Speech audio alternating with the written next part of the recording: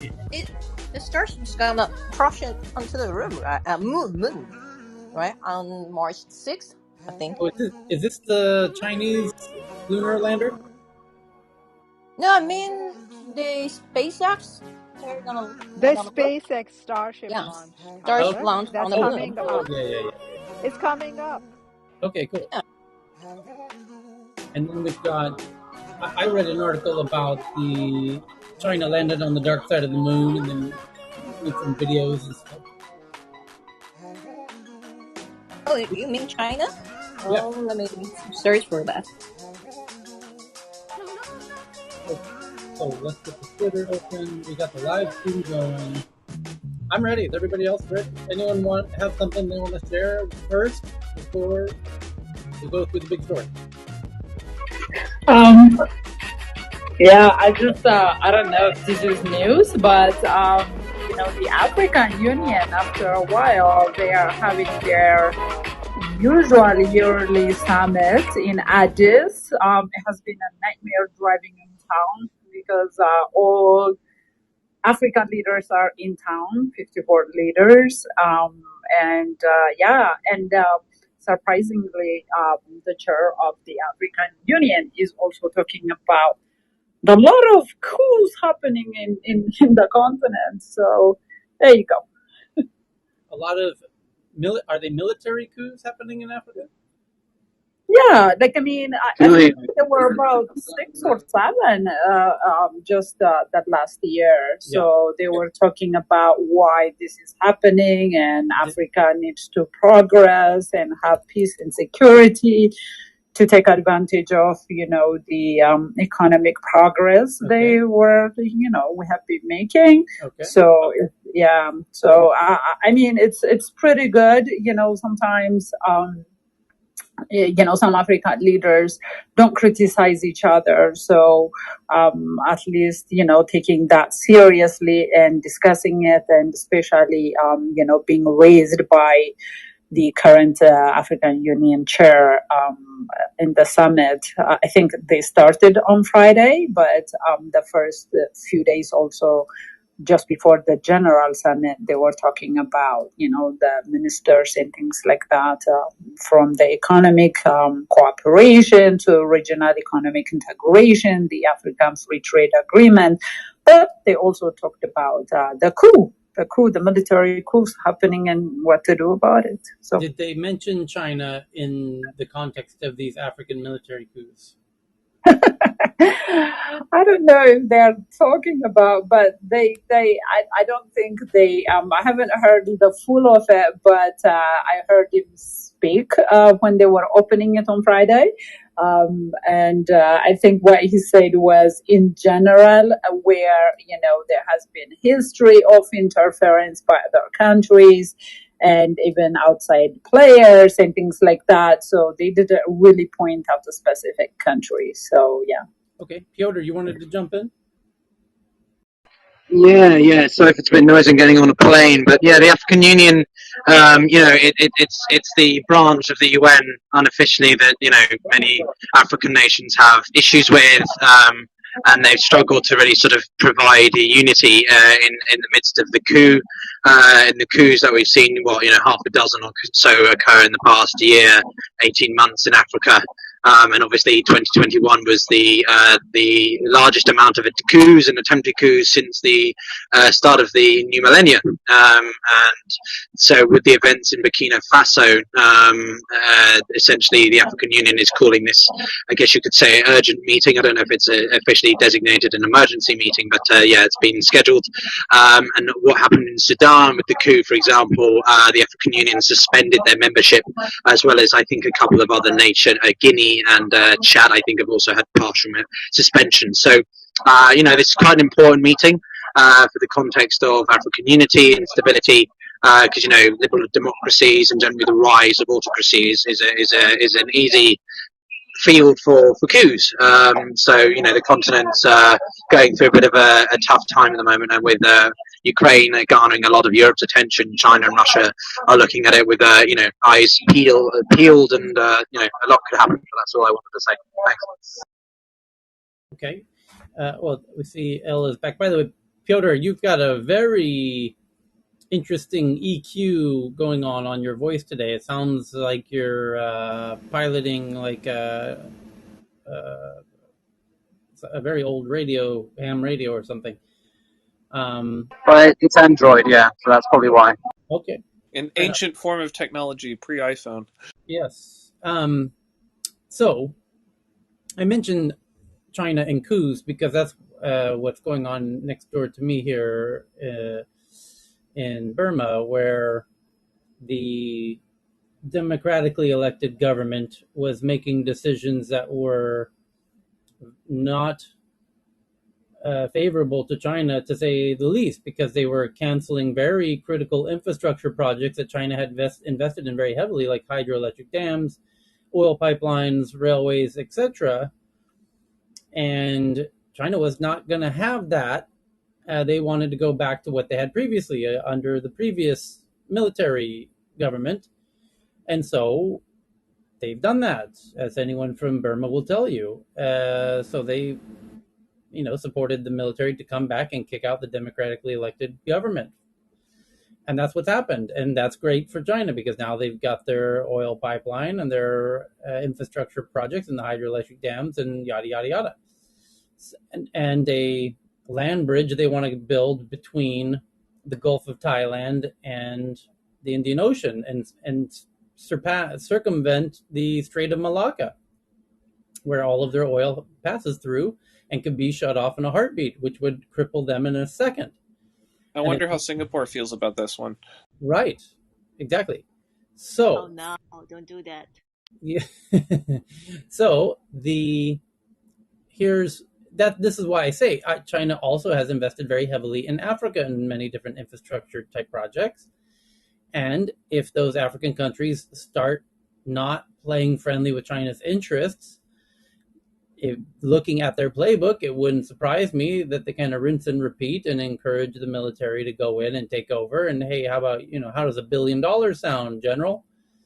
And next thing you know, the military is taking over and the military is, taking orders from Beijing. So it's a simple playbook, to say the least.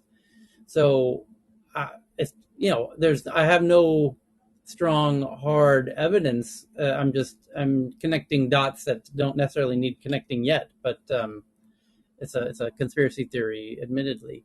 But it's not in the case of Myanmar, by the way, as anybody from Burma will tell you. But what's happening in Africa, I have no firsthand knowledge of. But history does rhyme. So anyway, good to see you, Sharon, back. And Mabona back and everybody else. So, can I ask Peyor about, since he does the geopolitics of it?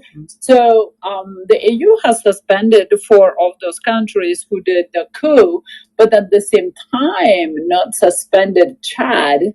And this is why sometimes AU gets accused of not doing consistency and things like that. And sometimes, similar leaders, unite, have the same meeting in the same place. So I was just wondering, why do you think that's the disparity?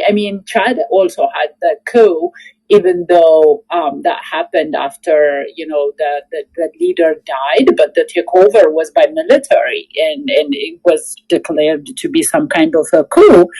Why do you think that happens?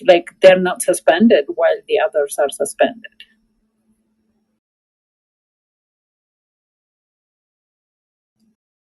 I don't know, but I was hoping Peyor might know, since he seems to be involved in geopolitics. Well, but yeah. I have an article right in front of me here from Al Jazeera that says America and China open the door for African coups to return. And I'm more than willing to admit, as an American, although I haven't lived there in many years, that America definitely does similar. China's not unique in the way that it does its international foreign affairs. And they, these playbooks that I'm referring to are not exclusive to any one country. And America is no saint, especially historically. So the headline, I'll pin this to the top of the room because this article is barely 2 months old. It's December 3rd, so it's basically 2 months ago. And, we could have a whole room on just Al Jazeera as a topic. So take that with a grain of salt. But Al Jazeera's headline says, America and China opened the door for American coups to return. Backsliding on the part of Western powers and the rise of autocrat-friendly China have created an atmosphere in Africa that emboldens generals and military cliques to seize power. Oh, geez. By the way, I didn't know this article existed 2 minutes ago when I was suggesting the playbook of, hey, General, would you like $1 billion? But it seems like... China, if I may, yeah. I would just add to that Russia is a third very important actor in this, particularly in the Chad coup. And great power politics in Africa is much the same as it is in Latin America. You can draw a lot of parallels in terms of how the three big actors operate. And we've got a discussion on this coming up this week. So if you want to, participate in that, anyone in the room, feel free to join us. But I'm going to have to jump off because I'm about to take off. But thanks for this discussion. It's really interesting. Yeah. Anyway, thanks for kicking off a unique starter topic for today, Messi. But we're going to, as usual, jump into the headlines because that's what most people join us for. It looks like JT's over here in the Twitter space and Evan's in the Twitter space. And good to see everybody in the Twitter space. Let's get it started here. Where's the air horn? There it is.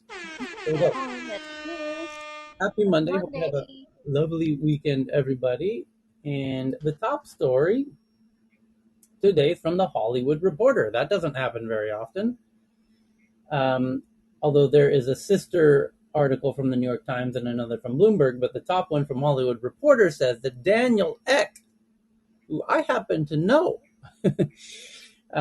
says that silencing Joe Rogan is not the answer in a staff email and commits $100 million to licensing, developing, and marketing content from marginalized groups.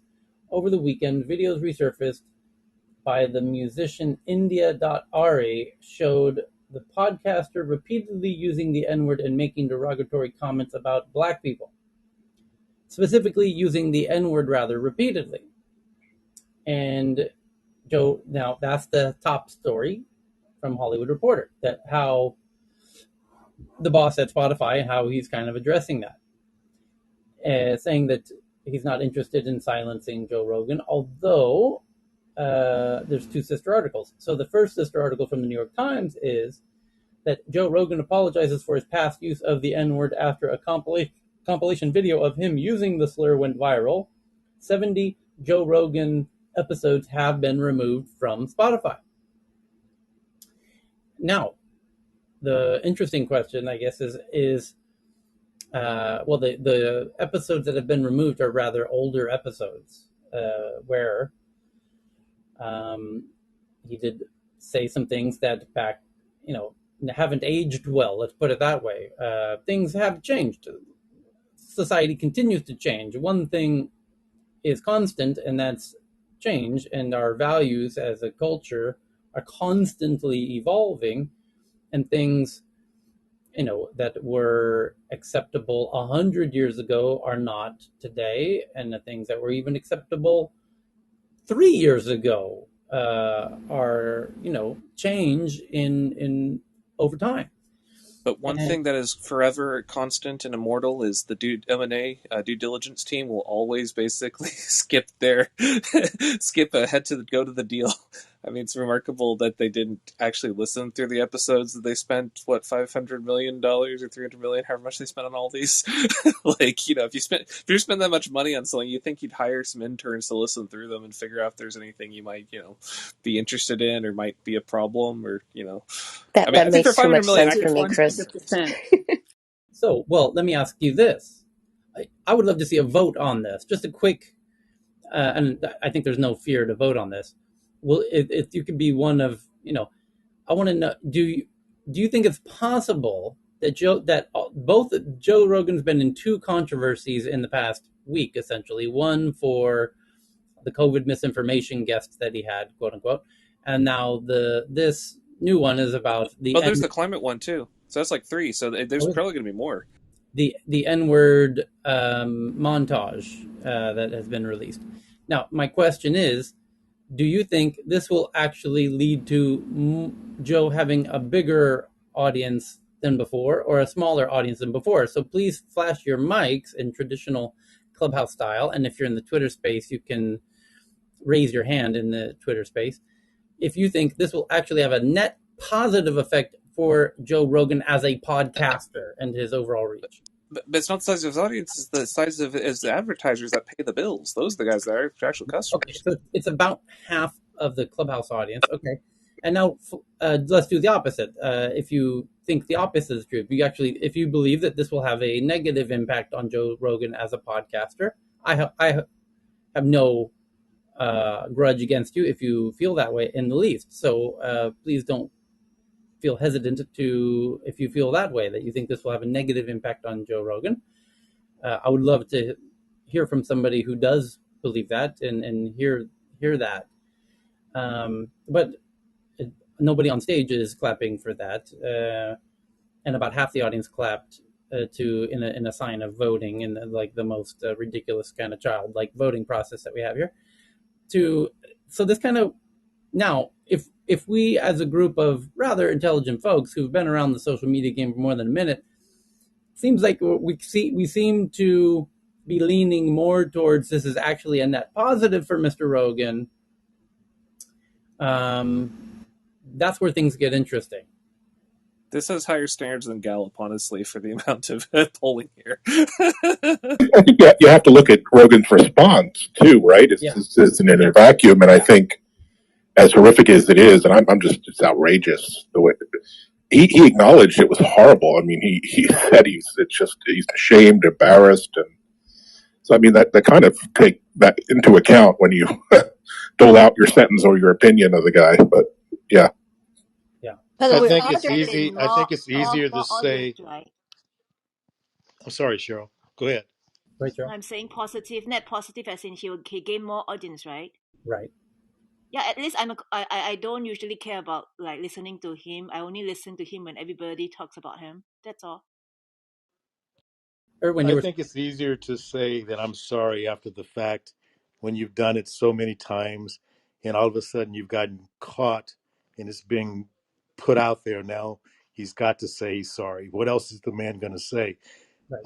Spotify, I think, is the one, if we're looking at who's going to get hurt out of this the most, I think it's going to be Spotify more than Joe Rogan. I think that people will continue to listen to Rogan and he's going to get a larger audience.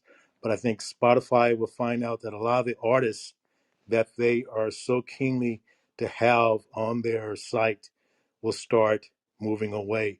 And that's going to make them lose money. And they're going to have to take another look at Joe at some point. Consider the apocalypse on YouTube, how that one drove away. It wasn't necessarily about whether or not they got certain creators online or offline. But the fact is that BMW, whether or not they want to put an ad next to a neo-Nazi thing or even risk something like that, regardless of the actual number of times that any ad appeared or the amount of stuff that was actually occurring, regardless of that, advertisers get skittery. And when that happens, the total amount of revenue flowing into the ad system starts to decrease. And so in order to make up for that and have that, YouTube went for quantity over quality, and now you have unskippable ads playing twice every 30 seconds, it seems.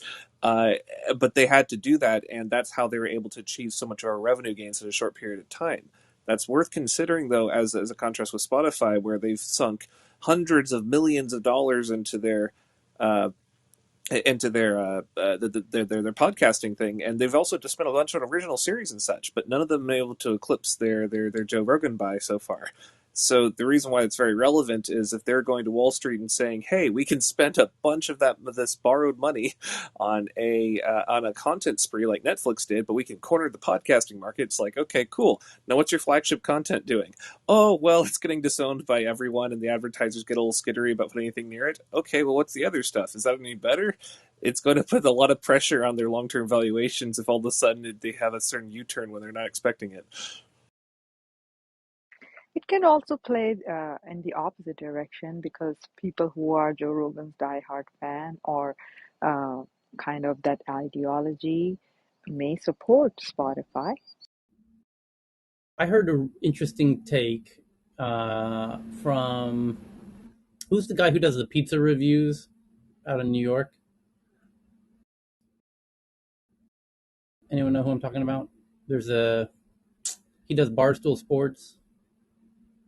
No idea. The only pizza review that counts is Jon Stewart's when he roasted Chicago's deep dish. Wasn't that Tyler? Wasn't that Stuart Varney on Fox Business? No. Eli Portnoy. The guy? Eli Portnoy. Guy? Dave Portnoy. There you go. Dave Portnoy. He was interviewed by Fox Business, Stuart Varney, on that topic last week, Thursday. Okay, right. So check this out. So Dave Portnoy was in an interestingly similar sort of predicament a few weeks back when Business Insider did a big piece on him about being a kind of sexually aggressive, and Business Insider found two ladies who said he was, going a little beyond in the bedroom or whatever. And he came out and addressed his audience, and he's got this very guyish type audience, maybe a decent overlap of audience with Joe Rogan actually, and he says, this is all a whole bunch of BS, and I'll prove it, and here's the proof, and he gave a very convincing counter argument, I gotta say. And then somebody came out with a second follow-up to kind of take him down, and then he just made a video in the past few hours saying, here's what's going on, and here's what's going to happen next with Joe Rogan, because the same people who were trying to take me down are trying to take him down, and his point that he's trying to make is that there are powers out there that don't want these Rogan / Dave Portnoy common folk, people to get too much of the microphone or the ear of, big audience of society, because they're, by the way, Rogan's getting much bigger than even things like CNN, and Portnoy's getting bigger than like NPR. And this is in some people's perspective, there's people that don't want these things to happen, and his point was, just like he was getting these takedown, kind of cancel approach. And when he started researching into who was taking him down, and then he did a little researching into who's trying to take down Rogan, he points out some similarities in his most recent videos. He cooks up a little conspiracy theory of his own that similar actors are involved. So that's an interesting thing. Yeah. So compare this to his journalist with a Snowden database where they have. Go ahead. I'll be quick with the point. So it might compare this with a Snowden database where they say, okay, we have now all the dirty secrets of Five Eyes, and we're going to release this one by one, and then we wait for the denial, and then we release by the way, here's the thing that actually happened. And because you have a full template of whoever you're trying to oppose, you end up going piece by piece by piece on exactly how you want to steer the whole thing, because you have full access to everything that they have said and everything that they will say. Now, these same sorts of tactics work for anywhere that you have a large database of anything that your opponent is using. It helps if it's non-public, but you can work with public if it's large enough. Anyone that's recording large quantities of podcasts, or anyone that's recording large amounts of here's my entire life on a social network, etc., is literally finding out what happens when you have 10, 20 years of basically background ammo that you can use and fire at your opponent. You're giving ammunition to your opponents, and this is something that's being discovered at each one of these places. And what's even crazier in this is when, as you pointed out earlier, Tyler, when cultural mores shift, and that's not I wonder if this will happen. It's guaranteed to happen that cultural mores shift. And when they shift, something that you have from the past will be out of step with whatever current culture is. It could be on anything, but more colorful characters are guaranteed to be out of step with the culture, because they would be controversial in their era, or not controversial, but then become controversial. So the thing about creating these giant databases of public knowledge on things that are inherently controversial, it's setting us up for a mass cultural, like just culture clash. I think that we need to reevaluate how much of this we actually have when we interface with other people with things, because if we're going to have a giant network that connects everyone together in the world, even groups that are polarly opposed to each other, this is some of the inevitable consequences of that. I think instead we should be looking at much different structures for the networks we design. Okay, I'm done. Okay.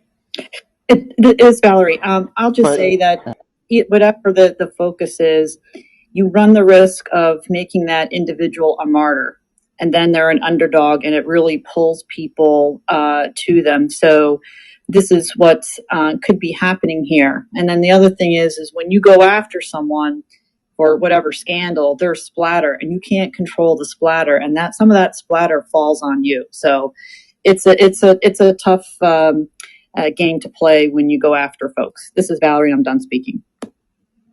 Thanks, Valerie. Okay. So I wonder, Chris, how do you avoid it turning into just a filter bubble in terms of what you were describing? You have something other than financial interest driving the network administrators. That's just the thing, because as long as you have financial interest driving this, it's not going to result in community as the long-term outcome, because chaos causes more money to be made. This is how things tend to work. Capitalism thrives on the ability to have change. And if that's the goal, then we've proven quite adept at it. But there are other networks we could be designing. Okay. Are we ready for the next big topic? It is... Yeah, because we can go on for days for this. Let's keep going. It's a big one. So the next one is, in its annual SEC report, Securities Exchange Commission, which is kind of the stock market watchdog, Meta, formerly known as Facebook, repeats its warning that it may be forced to shut down significant services in Europe if the new EU data transfer rules are adopted. Right? Do you remember? There's about 300 other things that they say as scenarios in that same K9 filing, but those don't get as much play as this one. Right. Well, I remember when the EU was saying about this, keeping European citizens' data inside of the EU. This kind of goes to that whole sovereign cloud concept of keeping data the same way that politicians want to keep their money inside of their own borders and the flows of money going in and out of their quote-unquote borders or banks, and keeping close eye on the movement of people in and out of their borders geographically. They have realized they want to keep tabs on the movement of data. Maybe European regulators are a little nervous about some of their politicians when they're looking over at the USA politicians saying, oh yeah, Zuckerberg's a bad person, and then begging him behind closed doors for better placement for their political campaigns and spending all their money on his stuff. Maybe they don't want to have that same level of influence with some of the European political people. Check this out. So it says in the article, if Facebook or Meta is not given the option to transfer, store, and process data from its European users on US-based servers, Facebook and Instagram may be shut down across Europe. The social media giant owner repeatedly warned in its annual report.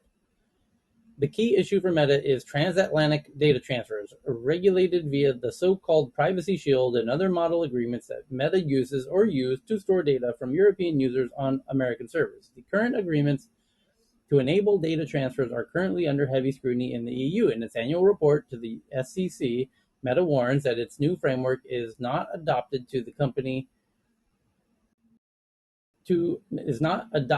the company is no longer allowed to use the current model agreements or alternatives. The company will probably no longer be able to offer many of its most significant products and services, including Facebook and Instagram, in the EU, according to various media reports.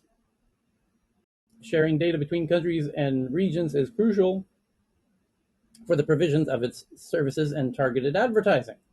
Therefore, it previously used the transatlantic data transfer framework called Privacy Shield as the legal basis to carry out those data transfers. However, this treaty was annulled by the European Court of Justice in July 2020 because of data protection violations. Since then, the EU and the US did stress they are working on a new or updated version of the treaty. In addition to the Privacy Shield, Facebook also uses so-called model agreements or standard contractual clauses as the primary legal basis for processing data from European users on American servers. These model agreements are equally under scrutiny in Brussels and other parts of the EU. That sets a huge precedence. Yeah, the thing is, imagine all the time we will free for the European population when we get these time sinks removed from the mobile phones. This was the best news this year so far. If they had that 25% hit, they only need 4 more days of that kind of day, and then mission accomplished. It's quite a major development, and my God, if the stock wasn't under pressure already. How many million Facebook or Instagram users are there in Europe, for example? I imagine it's not insignificant. Tyler, I worked in VR for a while, and I have to say it was remarkable how much money investors could sink in the space and then watch it dissipate out into the ocean. I have to wonder if Facebook ends up taking a double triple hit here from other things. We put 10,000 engineers working on the metaverse with that whole thing, and if Facebook goes under, that's going to set one hell of a I guess we're not going to try VR again for another decade or two. Look at the Going last back one. to your question, going back to your question, Tyler, isn't it like 300 some odd million users in I Europe? imagine it is. Something in that neighborhood, yeah. Tyler, this is also a boon for cloud providers, not just now for Facebook, who already announced AWS would be their cloud burst capacity of choice, but for all others who need local facilities. Imagine how much local competition that could stimulate for entrepreneurs in Europe. Oh, the horde. Oh no, Zuckerberg, don't do that. No. Yeah.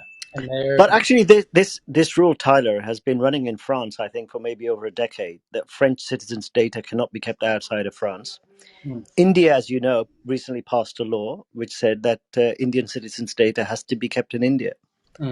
So I think it's not unexceptional. It's not unusual for many of these countries now to say their citizens' data must be kept in the territory where the citizens live.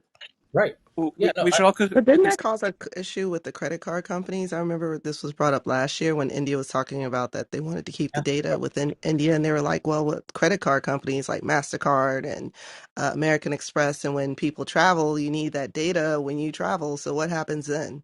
Right. That was It's also Mastercard. worth considering how simple these technical services are that somehow multi-$100 billion ridiculousness is built on. These are fucking FTP servers. It's text messages and images and occasionally video, but no one wants that. I mean, when you start combining this together, it's not that hard to build these things. What you do is you have massive market lock-in forces. You have massive first mover advantage with the fact that everyone else is on it. But this has nothing to do with technical limitations. This is everything to do with the social patterns that we have and the legal structures that we have that give such overwhelming power to the groups that have existing market share. If that market share evaporates, oh no, look how long it will take to fill the vacuum. It's going to fill up almost instantly. Tyler, did you see the message I sent you over the weekend and the messages, the email I received? It was from a third party. Um, he sent out like an email to all the users, but then down the blog he was saying that he was suing American Airlines because Airlines sent a cease and desist. So because his third party app could no longer access the American Airlines data on its passengers to give them deals. So uh, this isn't just with Facebook and other entities shutting down, the pipeline for data. It's the airlines as well. So now this guy is saying that, American Airlines is hurting his business because he can't, source the data to get deals and stuff. I sent it to you over the weekend, like a screenshot of it. Okay. So the next one is that many celebrities promoting NFTs, like Paris Hilton and Jimmy Fallon, are either represented by, pause for effect. Do you see where this is going? This is an interesting one. Where's my sound file? Here we go. So celebrities promoting NFTs like Paris Hilton and Jimmy Fallon are either represented by or have links to OpenSea's investor called Creative Artist Agencies, the CAA, the big Hollywood agency, is a big investor in OpenSea. And now you've got these CAA talent clients hyping the products of OpenSea. So the investors' other clients are hyping the products of their investment. celebrities hyping NFT auctions on OpenSea, which is managed by their manager, creative artists, their agent, CAA, creative artists. Interesting coincidence. Where do celebrities even hear about Bored Apes? Who is recommending that they buy one? Is this really the best thing any of them can think to do with the money and the fame? Yep, Interesting. I just watched the new Coffeezilla episode, like just released within 24 hours. What's it say? 70% are just scam, 10% are just like ping pong, and then the rest are just don't know whatever. Anyway, he's not a big fan anyhow. Okay, next is that Twitter tests adding a direct message icon to tweets on iOS to help start conversations. Some people say the shortcut could make users even more susceptible to harassment, because if you make a tweet that somebody doesn't like, instead of replying to you, they'll DM you, and you can get more harassed. But of course, you can block them or whatnot. The feature will let you send a DM straight from a tweet. Twitter is exploring a new way to send DMs on iOS.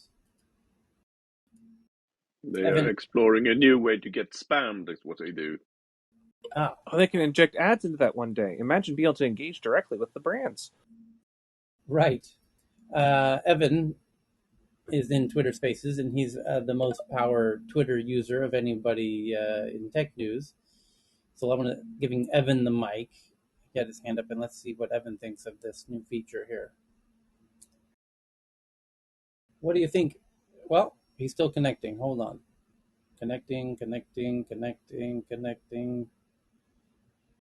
We'll come back to you, Evan. I'd say that's a good example. Twitter shouldn't There have he had is. anything in there. Evan, what do you think of this Twitter adding DMs to tweets so that you can DM the tweeter rather directly in the tweet without clicking on their profile?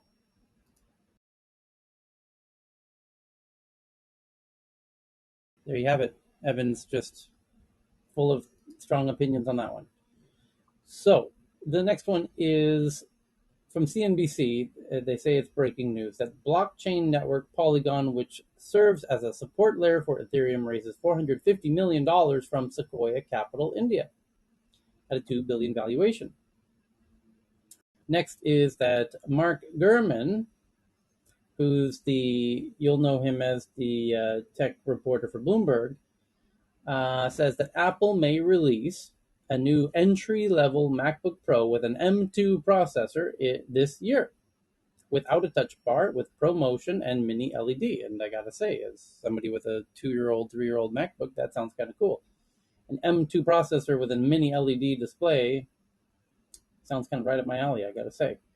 In his latest edition of his newsletter, Bloomberg's Mark Gurman brings some tidbits about the new entry-level MacBook Pro with the rumored M2 processor coming this year. That would be great. Now, I might as well jump over to a tweet that I saw from somebody in the audience. I'm trying to remember who, though, that now there's a date set for an Apple event coming rather soon. My tweet. BB, what's the date on that one? The first Tuesday on March. Mm-hmm. Yeah. So what's the date? Sorry. March 8th. March 8th. March Leave 8th. it to JT to know the answer to that one.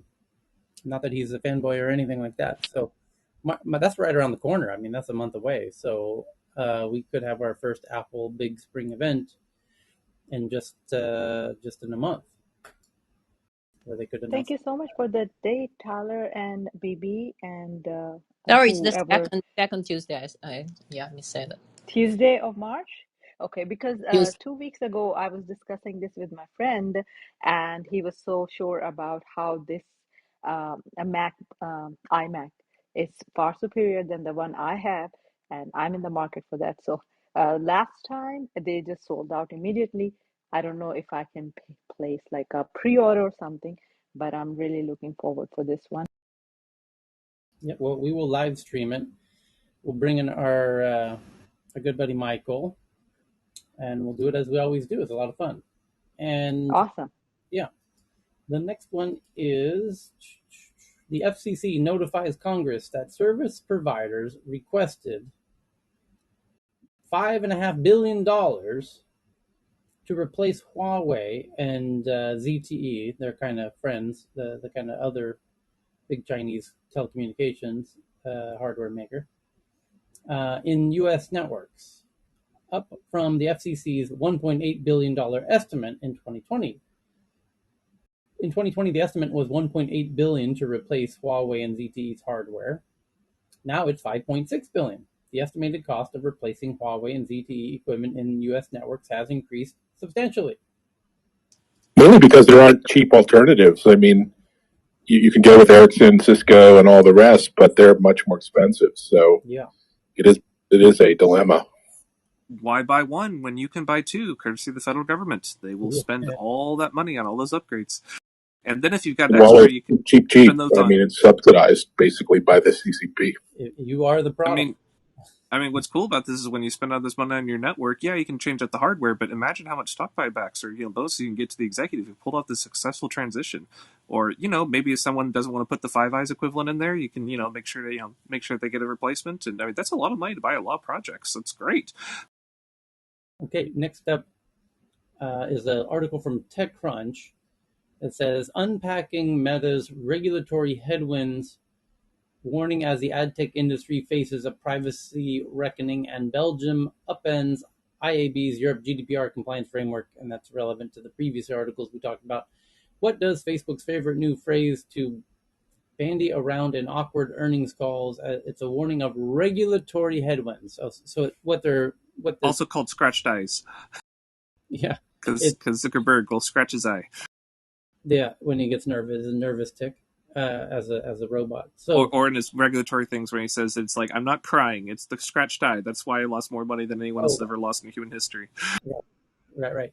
So yeah, they are using this phrase regulatory headwinds in their earnings call, and that caught the ear. That when you repeat a phrase, a unique kind of new phrase like that, it has a nice ring to it. Regulatory headwinds, and that's gonna put down. It's legalese for shit. Yeah, shit's about to get real, y'all. Regulatory headwinds. So if you ever see the one going concern, that's where it gets to be very fun. It'd be a great name for a concept album, like Radiohead. I could see like the paperwork just blowing in the breeze. It's a beautiful image. So the next is also from TechCrunch, that Bumble, which is the female-friendly Tinder alternative out of Austin, Texas, makes its first acquisition, buying a fast-growing French dating app called Fruits, with the aim of gaining traction among a younger audience. Interestingly, I subscribe to very few newsletters, but one of the newsletters that I subscribe to that I really, really like is called Glimpse. And Glimpse tracks trends based on online traffic. And they're able to bubble up based on unique online traffic trends, new products and services that most people are not yet aware of that are exploding. And one of them is, it's called Date Your Age. It's a dating app for people in the silver economy, as our friend Susan likes to call it. Senior citizen dating is exploding because people are living longer, and many of them are single, and they previously didn't really have any other options, and now they've got this new option, and many of them boomers are able to operate a smartphone. And so they're retired and plenty of time and money. Yeah, they got the things that millennials will never have. Yeah. So this kind of apps, these kind of apps are kind of booming. I know someone on Clubhouse, Suhaib, who is developing this app. Emily is geared towards cultural sensitivities and people around Middle East and Muslim population or other, religiously driven, you know, uh, partner search. So it's specifically targeting that market as I think due to pandemic and due to the shift of our lives on online. Okay.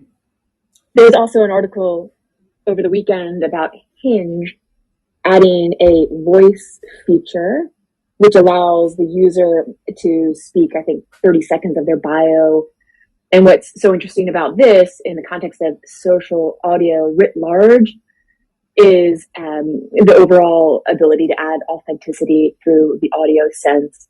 And there was a great quote. One woman said, being able to hear a potential date before, frankly, wasting time to go on that date, she valued this feature enormously. And the quote was something like, the sound of a voice is a pheromone to me. Okay. Let's see what else is next. Now we've gone through the big top stories of the day, and now we get into the tweets, like this one from Evan, who just sent this in from The Guardian, which I'm retweeting now to the Tech News Twitter account, as we do with all of the tweets. So Evan shares this one from The Guardian that says, Sweden returns to Cold War tactics to battle fake news. Fear of poll meddling by Russia. Really? Russia? Really? Russia meddling in polls and elections? So fears of poll meddling by Russia prompt new psychological defense. What is that about? Let's find out. That sounds kind of interesting. It says, a top official from Sweden's new psychological defense agency, say what? Said the country had decided to bring back the Cold War era government body aimed amid fears over Russian aggression against Ukraine. Magnus Hjort, a deputy director of the agency, which was reestablished last month. I was about to say, I've never heard of this agency, and I work with the Swedish government, so this is before my time in the Cold War era. The Psychological Defense Agency. Wild. So it's an anti-propaganda machine, possibly, more than anything. Yeah. They are actually part of the MSB, the Myndigheten för skydd och beredskap. Yep. Which was reestablished last month to combat foreign disinformation. He says concerns were especially heightened ahead of Sweden's general election this year against the backdrop of Europe's deteriorating security situation. Tensions are mounting in the region following Russia's troop buildup in Ukraine border, prompting discussions over whether Sweden and Finland, which are not members of NATO, should join NATO. Now you want to join NATO, right? Last month, Sweden strengthened its military presence on the strategically important island of Gotland in the Baltic Sea, which kind of sits right between Sweden, Poland. It's right in the Baltic there, in the middle of all of it, right between Finland. You even have that little Russian enclave there. It's strategically incredibly important, because if you can hold that and put a little navy around it, it's definitely a valuable spot. So he said there was no immediate threat to Sweden, saying, we can't rule out that Sweden can be attacked. The previous iteration of the agency was closed down in 2008, but much of it was dismantled years earlier after the end of the Cold War. While the new agency has been in the making since 2016, Hjort said the latest Russia-Ukraine crisis has put Sweden on alert ahead of its election. Quote, it could, it could mean that security and defense will be more important in the election, and that could mean it could be more interesting for a foreign power to influence the way people are voting, to make sure that Sweden takes the right measures in the way a foreign power sees it, he said. So there could be a bigger interest in affecting the general election. It's possible because of the security situation in Europe right now. The mission of the Swedish Psychological Defense Agency, which has around 45 staff and is expected to grow, is to safeguard our open and democratic society, the free formation of opinion, and Sweden's freedom and independence. Johan, any other thoughts as the resident Swede on stage? One of the things here is that the position of Gotland is more crucial than anybody can think. That's what the I thing was is that if you place an Iskander, which is the Mark 6 anti-aircraft missile that Russia have developed, if you put that on Gotland as the sole point in Northern Europe, you won't be able to have any aircrafts without Russian control from London all the way down to Rome and all the way over to beyond Moscow. The Iskander missile has a so humongous long range. So from Gotland, you cover the whole Nordics, most of Germany, almost whole France as well, with one single position for the Iskanders. So Gotland, yeah, congratulations. You have a new, just like Krim, you won them. Okay, next tweet's from Poppy. That a model named Lior Cole is the modeling combination of AI with religion. She is developing Robo Rabbi, an artificial intelligence project that taps into the teachings of the Torah, thinks spiritual guidance via computer. Lior Cole is the model combining AI with religion. The model took time to go. Interesting article. Next is also from Poppy. How long can Zuckerberg afford to bankroll the AR VR market? Yeah, right now he's definitely the one investing the most into it. And if it doesn't turn out well, that could end up being a very, very costly mistake. He's essentially betting the company on it. JT, you want to make a comment on that? Yeah, pretty much. He changed the whole entire company name to Meta. And during 2021 Connect, he laid out the roadmap for the future of the whole company. And we're starting to see that every role pretty much is now becoming strategically targeted to support that vision. And we're starting to see employees, being disgruntled. Some people are getting promotions, which is good. Some people are getting new roles. Some people are leaving the company, going to other ones. We see a lot of employees from Microsoft and Apple coming to Meta because they want to focus on the metaverse. We also see that they're coming out with a whole amount of products in the near future: AR glasses, VR devices. Aside from the Quest that they have available now, they are spending billions and billions of dollars in their Reality Labs group. But we also see that investors want everything pretty much tomorrow, today, and they probably don't understand that this is a long-term vision and things have to play out over time. And so it's definitely it's a huge gamble because they're literally going 180 on something that was traditionally 2D. And there was a different article much earlier today where someone had criticized that the whole aspect of the metaverse was a previous failure that so many people are trying to resurrect in the modern era. And so they believe that this is going to just repeat itself again, and that VR really doesn't have a future, and that only is being propelled by this vision of the metaverse. But Mark sees it differently, right? He sees that we are going to be interconnected. We're going to really be experiencing a whole new form of content, interaction, community in this place he calls the metaverse, and he wants to lead it. And he's betting everything on it. And if it doesn't work out, he's the one to blame, I guess. Mm-hmm.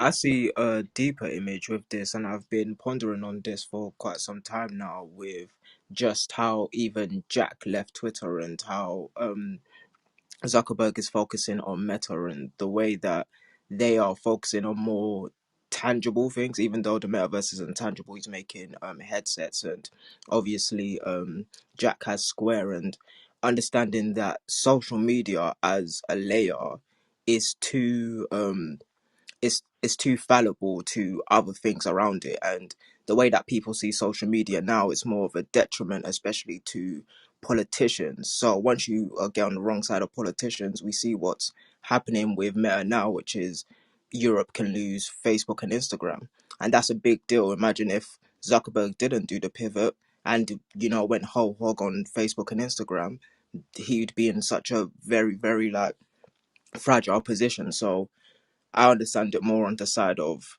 as a company, you need to know how can you safeguard from these things. And even though these are big bets that Jack and Zuckerberg are making, it's like the one of the main things, right, which is happiness, which is social media isn't fun anymore. So for them, at least, when you're talking about running a business, so it's the decision to pivot away from that to more um, resourceful things such as payment layers, and obviously with Zuckerberg, yeah, VR headsets, or even just having the mobile, which I remember, Tyler, you said last week something about Zuckerberg trying to have a mobile phone and how important he knew that that was very, very important to having a business, right? Or even just how it was going to be to the future. And if he sees these VR headsets or AR headsets as super important, and so does the guy at Snapchat, I forgot his name right now, but Evan. I'm understanding. Pardon? Evan. Yeah, Evan. Evan, yeah. So they all see what the future is, and understanding that what that generation is doing, it's very it's very real to them to understand that you can't just have a business based off social media. Yep.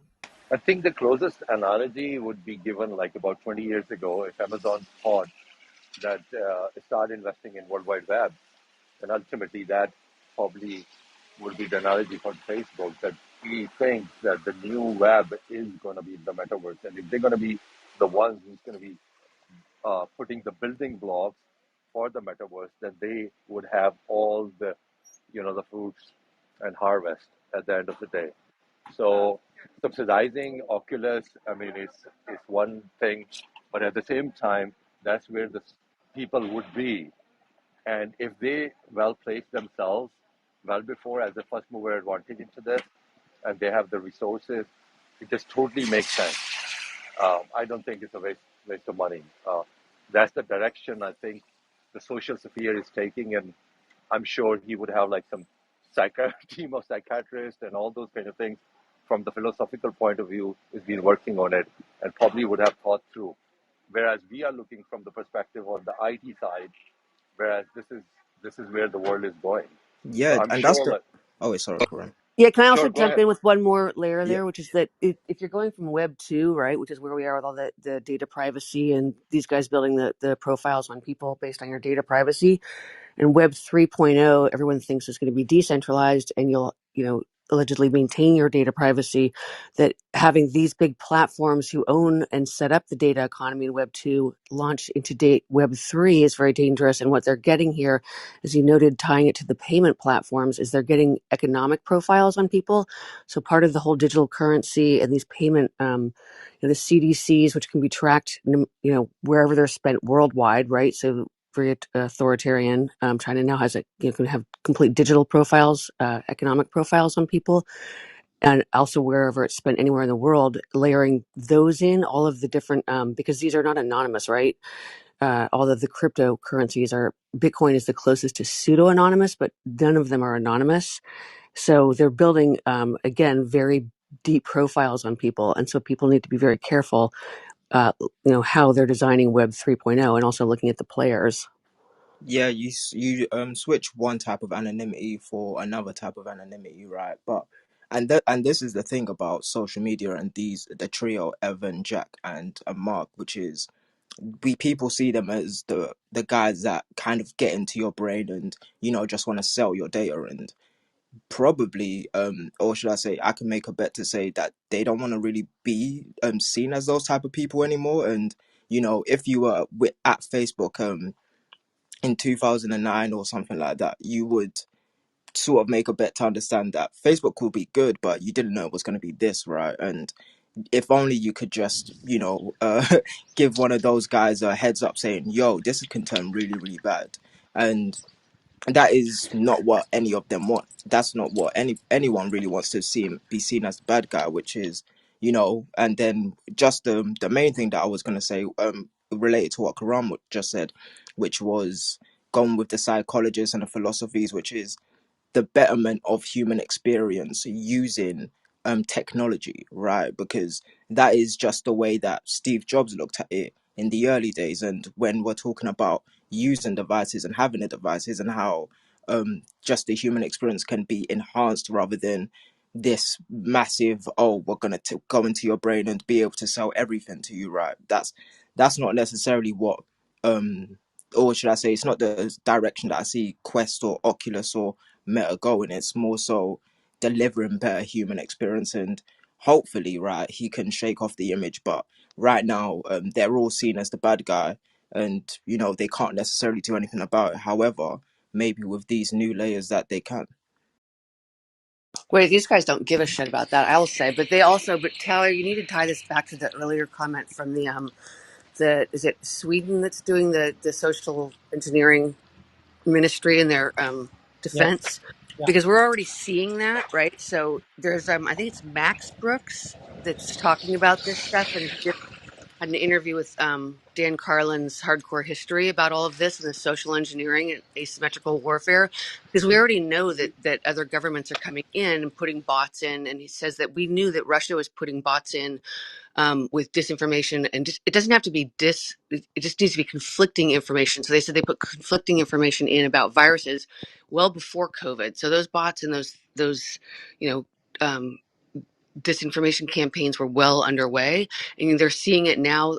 We're seeing a rise in the U.S. with some of the white supremacist stuff, but it's just disinformation and guiding people. And again, that's what these platforms are all about. So it's I don't think these guys give a shit about being seen as the bad guys. And you're seeing them both get into again, Jack Dorsey's getting into Square. They're getting to the payment layers. It's just deeper and deeper profiling of people and deeper manipulation. And governments are using this as warfare right now. Like, who cares? As you said, back to the missiles are very scary because we can see them, and we have the military industrial Jennifer, complex. Hold on. And we have the military industrial complex supporting a lot of that, because there's a lot of already ingrained, contracts, uh, preferences there. But this information campaign as war is actually, we're basically in the whole cyber area. We're in a Cold War. So just to tie all those streams together. Jennifer, not to really disagree with anything you're saying about now, I can only say that when I first, quote, met, unquote, Mark and Jack and Ev, many, many years ago, they were young and idealistic. And they were they were trying to start things that would connect the world. And the big mistake that they made was taking venture capital money, because every time you take money from outside investors, it changes what you wanted to do into what will make the most money for investors. And I think that now that they're at middle life, they are a little older, and I think they do realize that they got into sort of a blind alley with all this collecting of data. And I don't really know as much about Mark, but Evan Jack, I've been following very closely, and I think they're trying to get out of it by getting into Web3 and a completely different ethic that depends less on data collection. I wanted to say, this is Al. One thing, everyone should watch the documentary General Magic with Mark Parat, Tony Radell, and Megan Smith. It talks about all this technology as is foretold, because they were trying to bring this about like around the late 80s and 90s, but they were not successful because it wasn't the time to roll this stuff out. But they talk about all the discussion we're having now. That's just the one part I wanted to throw out there. Number two, people, I mean, we're giving them the data. People will sell anything for convenience. We want convenience. We want to be able to pick up our phone and share the data with our tablets, and to share the data here and do this. And we want convenience, but however, we want it affordably. Now, if we remove and you've heard me say that I don't want to be bombarded by ads, so I do pay a little extra, but most people are unable to pay that extra money to to be able to avoid that stuff. So it's either we're going to have convenience or we're going to have a higher cost to use things. And that's where, we have to make decisions as people. What do we want? Do we want to be the product and be able to get that iPhone or whatever it is for, for a super low price? Or are we going to pay the higher price and, and be able to avoid not having our data out there? I mean, it's simple. Yeah. Yeah. There's a I new. Well, think And Tyler, I can that what also Web two remember. did also is they took data, so it's not just the convenience of pricing; it's the convenience of, again, crossing websites, and it's already got your cookie tracking you, so it can autofill and all of that, right? Yeah, yeah, all of that. But No, For but right, they years, Web had to these Web guys invent that. resisted 2.0 created data, monetizing. right? Web They, two, Yeah, where it took Yeah, but it. they need to make the monetize it in order to make the Right. infrastructure. Yeah, They have to exactly. Web build the 2.0 infrastructure because has we don't have the money to brought do it. Oh, go ahead, Jennifer. You're why cutting in and out. Yeah, Jennifer, we can't hear you properly. Um, Yeah, Francine wanted to chime in though. Francine, you got cut off as well. yeah, these guys, Tyler, you remember this. I do very well. Yeah. These guys waited years Yeah. I to was about to to say that. start monetizing. They It seemed wasn't that they were they in didn't come no into hurry. this No, no, wanting no. to monetize. They took They their. were Yeah, forced to it was a proof of monetize. concept. They had In to fact, collect the stuff. I mean, they had to show it. exactly. in fact, Pete, they used to get a lot of criticism for like, what are you guys waiting for? Taking your sweet ass time, start monetizing this thing already. And they were in no hurry to do it. They raised more money and raised more money and raised more money, and and then eventually they turned it on. But though, Yeah, Eventually, they an were forced anecdote. to turn it on because they had taken so much money. right, So I don't think it's fair to blame them yeah, when, as Elle says, we gave the data. yeah, We willingly gave the data for years and years and years because we wanted free content. yeah, Now we Was it a can't just. will though? Like, I feel like the only way I would disagree with you there is a will, right? As much as it was free and they just wanted to connect people, which I agree with, right? It wasn't It was understanding still a that will. there It's was just going to like when be you go a to the. whole infrastructure around who I am on Facebook, and everything that I've posted now is related to a sales pitch, basically. Like I mean, that's a it's just like with the grocery stores. It's the same concept. We're just using social media. When you go and you get those little coupon cards or those, yeah, the gas cards, or you use, you get the, what is it? The Dunkin' Donuts credit card or whatever the hell it is, or whatever your poison is. It's the same concept. It's just that Facebook is just a bigger dog in this that you know about, but you're selling your data everywhere. Every time you go to the gas station, every time you go to the grocery store, every time you download that app from Apple, any of the stuff, you're selling your data just to get some type of discount. What was it called? Groupon? What's the other yeah, one? There's so many different sites. People will do anything to save 50 cents, a dollar, $2. yeah. And one of those. Oh wait, oh Brandon.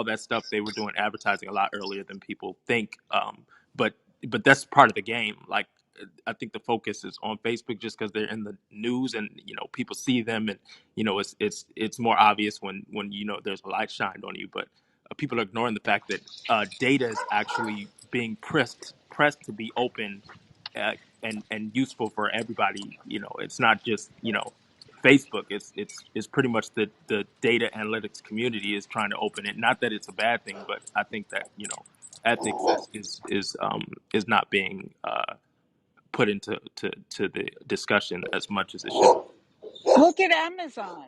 Amazon has more of your data than all of them.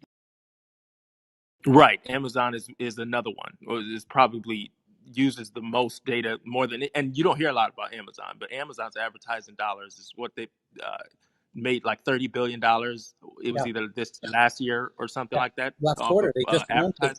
Yeah, they just broke it out for the first time ever in their quarter report just a few days ago, and it's like knocked people away.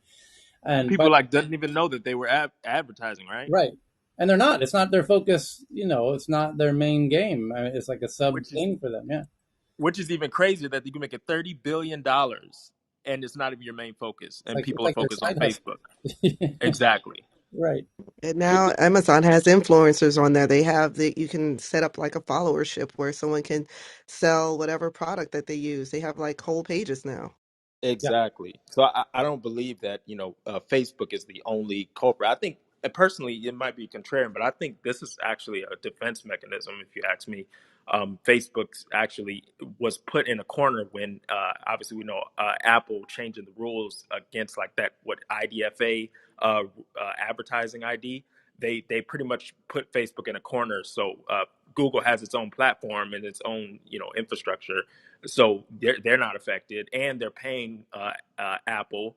So Facebook's really, I think, was just like backed in the corner, and I think they miscalculated the market response to them moving to something that seemed like it was hype, and it actually was more speculative than It's hype. So literally like the Wizard of Oz, the guy exactly, behind the curtain. exactly. So that's my take. This is Brent. I wanted to tie this back to the psychological warfare aspect, and as we discussed previously with TikTok affecting the minds of young generation. So I'm applauding Sweden for taking this step towards the defense of psychological warfare. I think we need to pay attention because this new age, social media related psychological impacts are very obvious, and TikTok is another app that is affecting uh, probably inadvertently, but I don't know if it's like a directly targeted uh, uh, attacks that they are doing, or do we want to call them attacks or not? But still, we need some kind of regulatory body that evaluates the psychological after effects of consuming social media. Okay. Yeah, I mean, I want to be clear. I wasn't targeting Facebook in my comments. I said Web 2.0.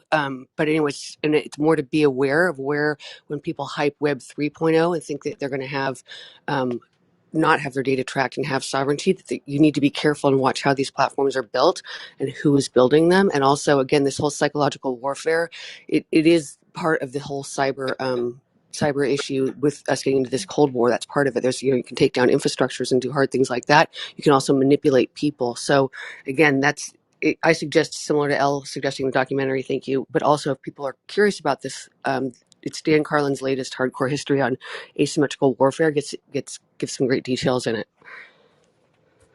Okay. So next tweet is from Poppy that Toyota unveils the world's first autonomous drift car.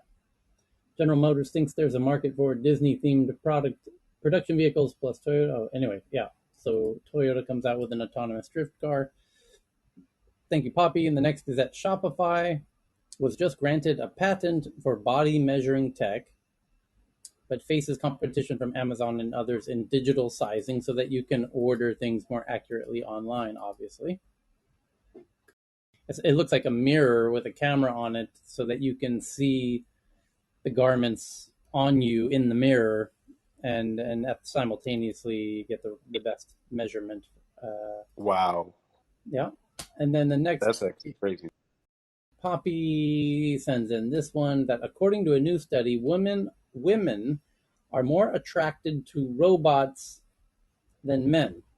Now, that's bad grammar for a headline because it's unclear. Do they mean that women prefer robots to men, or that women? Is it the Thank you. robots that look like men? Do they look human, so therefore they can't distinguish between the two? I bet it's online. I bet it's Or Oh is it yeah, the so I was gonna fact? say I'm not into titanium, And also, who did they ask? Because I wasn't part of that. Right. According to a new scientific and study, I'm not kink shaming. Just wanted to say you do you. humans would prefer to converse with a female robot over a male one. That's what it is. And that's why all of your assistants like Siri and Alexa are female, by the way. Because they've tested that and people prefer talking to a female one. And then, anyway, don't get me started on that whole topic. That goes into a weird place. The next one is from Poppy that Amazon and Nike are exploring taking over Peloton. The exercise equipment maker's shares have slumped in recent months as it faced a number of challenges and the end of the pandemic and people going back to gyms, and now Amazon and Nike are thinking about buying the company. Now, May, are you still with us on stage? I saw you a minute ago. There you are. May shares this one, that BuzzFeed has outed or softly doxed the Bored Ape Yacht Club founders and leading Decrypt and others in the crypto community to ask, is this doxing or journalism? The crypto community is blasting BuzzFeed for exposing the identity of the Bored Ape Yacht Club founders. Tyler. Yes. I'll give them TLDR on this one. Yeah. I find it really fascinating because what a journalist does is actually, a good journalist would probably also know how to do good research, right? Yeah. And good journalists will probably, for the most part, find records that are public, right? So the fact of the matter is everyone was kind of talking, and I read through the whole article, everyone was talking about how like, oh my God, they docked, blah, blah, blah. But what I found really fascinating is that A, it was a female journalist, and B, even she had said, all I did was go to the public records where the listed officers were. And I shared the information, and I'm thinking to myself, wow. I was like, at some point, they have to come out, people have to know who they are, and this dovetails to what we talked about the last week, about the fact that the Bored Ape Yacht Club is leaning towards making a request to more financing from Andreessen Horowitz. So now you start to see where, in some ways, people also came to that side of the journalists because they also said, hey, you know, if you start navigating billion-dollar brands and you start moving forward with that kind of revenue and capital, you would like to also know who these people are at some point. And they were two gentlemen from Florida out of the floor, and they even said it themselves. They're like, oh, okay, so, you know, we're now outed. But I think they were trying to make this a bit of a witch hunt by saying that, like, oh, my God, they did something wrong. And I'm like, well, let's just look at it transparently. You went and looked at public records. Right. How could that be something negative? She doesn't know these people. She just decided to write something about it. Yep. So the next is from Katerina that I'm retweeting now from the New York Times. It says, in New York City sewage, a mysterious coronavirus signal. For the past year, scientists have been looking for the source of a strange coronavirus sequence that has appeared in the city's wastewater. Last January, a team of researchers searching for the coronavirus in New York City's wastewater spotted something strange in their samples. The viral fragments they found had a unique constellation of mutations that had never been reported before in human patients. That's right, because it doesn't supersede the Omicron or the Delta variant. It's very subtle but very dangerous. A potential sign of a new, previously undetected variant. For the past year, these oddball sequences, or what these scientists call cryptic lineages, have continued to pop up in the city's wastewater. There is no evidence that the lineages, which have been circulating for at least a year without overtaking Delta or Omicron, pose an elevated health risk to humans, but the researchers whose findings were published in Nature Communications on Thursday still have no idea where they came from. Quote, at this point, what we can say is that we haven't found the cryptic lineages in human databases, and we have looked all over, says Monica Trujillo, a microbiologist at Queensborough College Community College and an author of the paper. And they say it's really important that we find the source, and we have not been able to pin that down, said a virologist. Okay.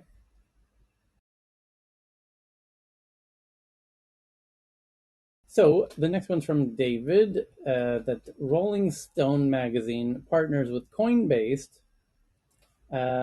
First collaboration is a limited edition NFT collection. And the Rolling Stone live event marks the company's first collaboration with Coinbase, and the firms will be dropping exclusive NFTs. When are we getting the McDonald's Happy Meal NFTs, by the way? Come on. I was excited about the Rolling Stones. So, because I want these collectible things that, you know, they're going to be worth money 50 years from now, whatever.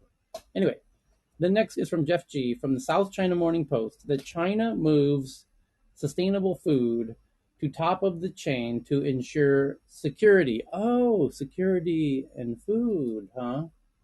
lab-grown meat, and plant-based eggs among food production technologies that will be supported to cut reliance on overseas know-how. Inclusion of cultivated meat in the 5-year plan will drive more research funding and investment in the nascent industry. China's decision to include alternative proteins in its 5-year agriculture development plan shows Beijing's desire to nurture homegrown technology to ensure a sustainable food supply. And I keep telling you all, take control of your own food supply. And here's China. God bless them. They're always the first to figure this stuff They're out. smart. They are. Amen to that. You cannot fault them on the know-how, and the appetite and the do. I mean, a lot of places talk shit. And I don't get me wrong. Everyone knows I am a very outspoken critic. On many fronts. But damn, you just got to be impressed with how fast they can understand something and move forward on it. It's like like a hip little. It's like They're pivot kings. it's like Estonia and China are like the two who are like always out in front on this stuff. It's like, yeah, we can get that Estonia's up in front of this stuff, because the government's run by a bunch of 30-year-olds who grew up as hackers, and then you got China's able, matching them at 10,000 times the scale, if not a million. Anyway, it says by 2025 we strive to make major progress on indigenous innovations in various areas currently subject to high reliance on foreign technology. The document said, adding it aims to build a low carbon, sustainable, smart and integrated agricultural system. And there you go. China's taking control of its future food supply, as it should, as it needs to do. It's a massive food importer, by the way, especially on beef and things like that, which, by the way, is where they get a lot of that from Australia and New Zealand, and tensions are there. And so all this makes all the sense in the world that they're going to want to start figuring out how to onboard everything locally and do lab-grown milk and all the dairy that they get from, Australia, New Zealand, and all that. So makes a lot of sense.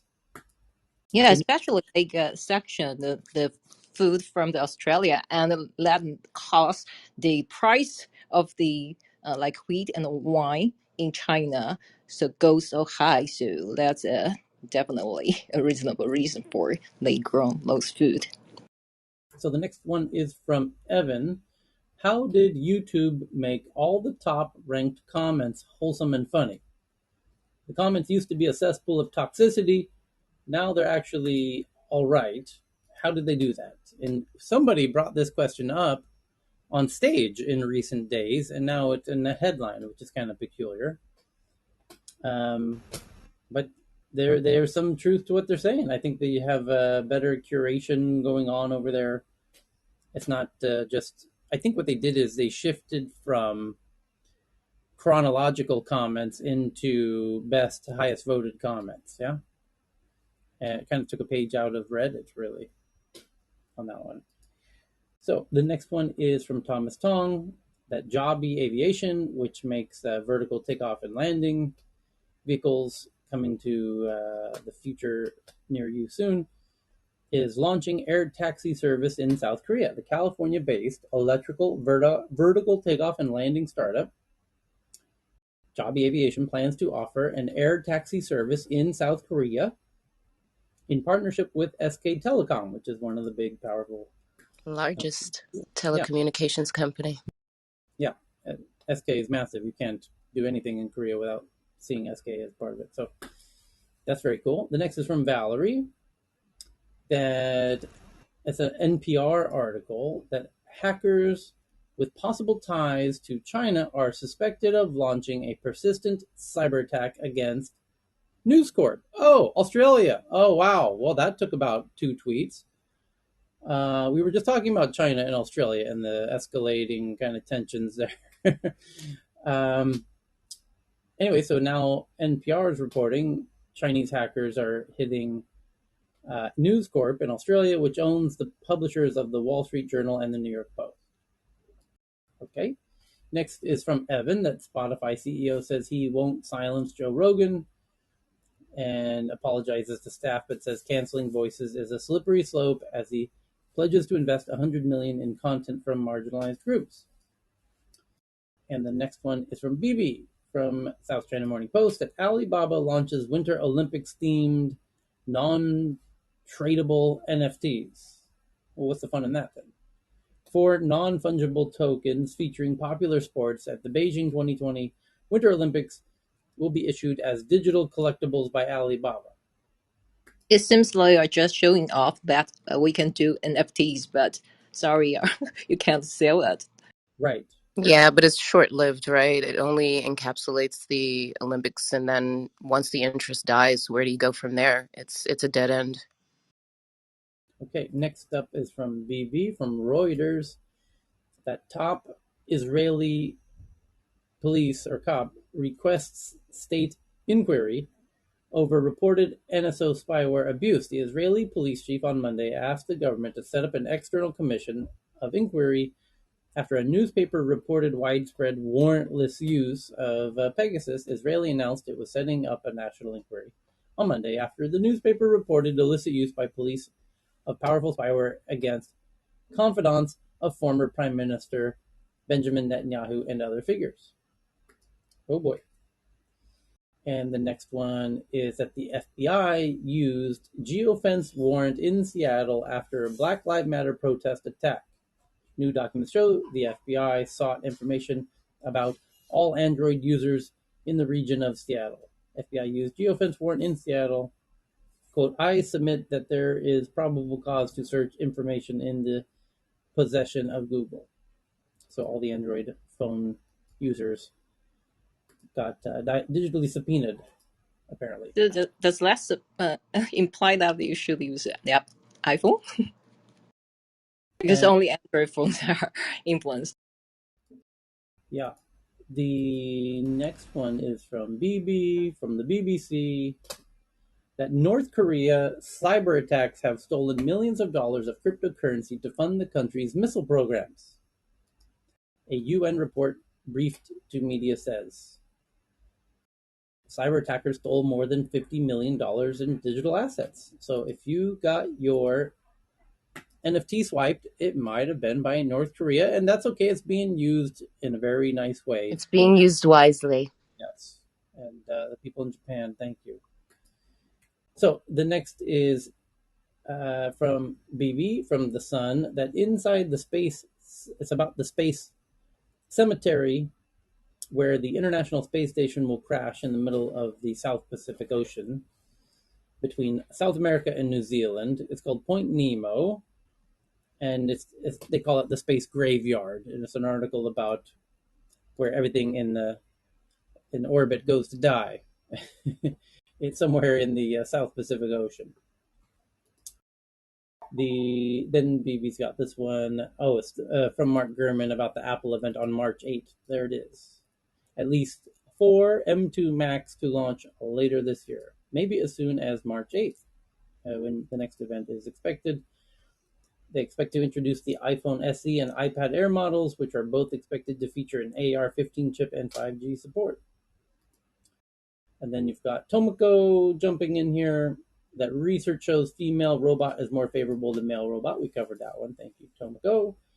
Professor Osif has this one from the BBC, which asks, did nationalism spoil Britain's gift to the world? How politics and national interest got in the way of ambitions for AstraZeneca, which came out of the Oxford AstraZeneca vaccine.